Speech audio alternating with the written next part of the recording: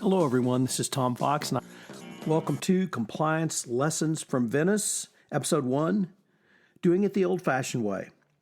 One of the things that has long fascinated me about Venice is how so little of the 21st century has impacted it. Take construction, for example.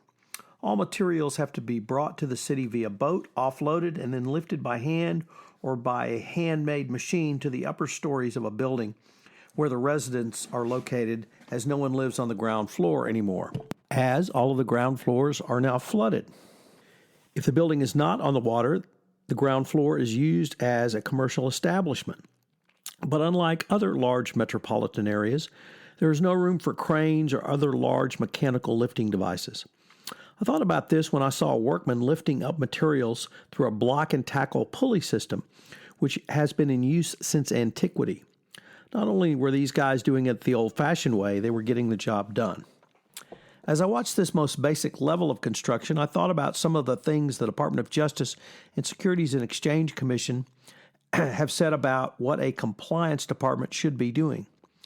For instance, in the Pfizer Deferred Prosecution Agreement and the Enhanced Compliance Obligations, it said that Pfizer's compliance department should, in part, maintain significant resources for the compliance function. It should have an anti-corruption compliance program providing centralized assistance and guidance regarding the implementation, updating, and revising of the FCPA procedure, the establishment of systems to enhance compliance with FCPA procedure, and the administration of corporate-level training and annual anti-corruption compliance certifications. Further, in the 2012 guidance, under Hallmark 5, an effective compliance program, it said, in addition to the existence and scope of a company's training program, a company should develop appropriate measures depending on the size and sophistication of the particular company to provide guidance and advice on complying with the company's ethics and compliance program, including when such advice is urgently needed. Such measures will help ensure that a compliance program is understood and followed appropriately at all levels. I often write about the nuts and bolts of an effective compliance program, but one of the most basic things that an effective compliance program must have is a compliance department present to ask the basic questions of compliance to and receive an answer from. I think the DOJ and SEC, to them, this means a couple of things. First and foremost, there must be the requisite number of resources dedicated to the compliance function. This means that a compliance department must be staffed with an appropriate number of compliance professionals to do the day-to-day basic work of compliance. Headcount is always important in any corporation, but there must be some minimum number of people in the compliance department to literally answer the phone or to respond to emails. But equally important to this resource is what the Pfizer DPA calls providing centralized assistance, and what the FCPA guidance says is to provide guidance and advice on complying with the company's ethics and compliance program. In other words, it is up to the corporation to have someone there to answer the phone, but once they are there in that seat in the compliance department, they actually have to pick up the phone and respond. It is the responsibility of a compliance practitioner to provide the guidance to company personnel who call or email in with questions. Following compliance policies and procedures is always important, but to have a live person to answer questions or walk to see a non-compliance person through the process is a must. In other words, if someone calls, not only does the compliance person have to be there, someone has to pick up the phone and they have to have the expertise to answer the question.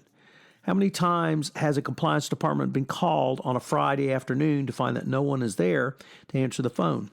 But if someone is there, they have to actually pick it up, and then they have to provide an answer.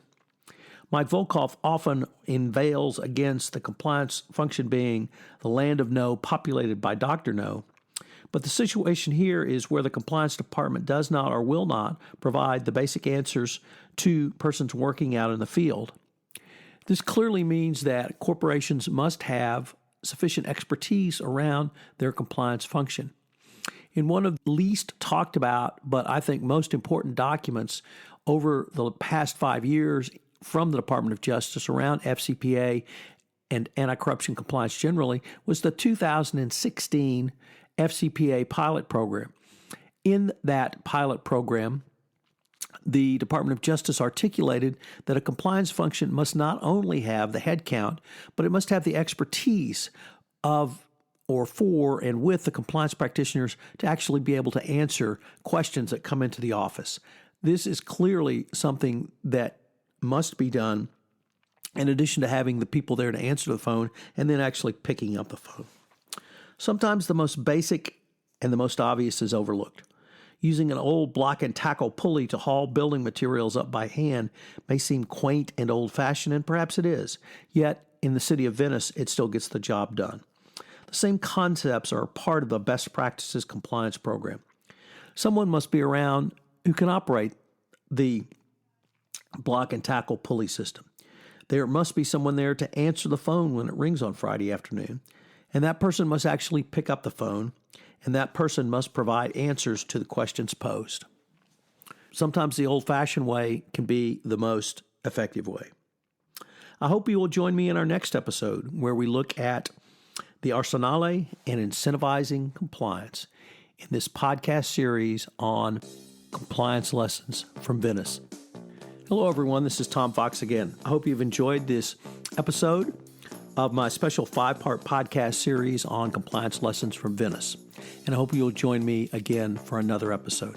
I also hope you will subscribe to my podcast series wherever great podcasts are listened to.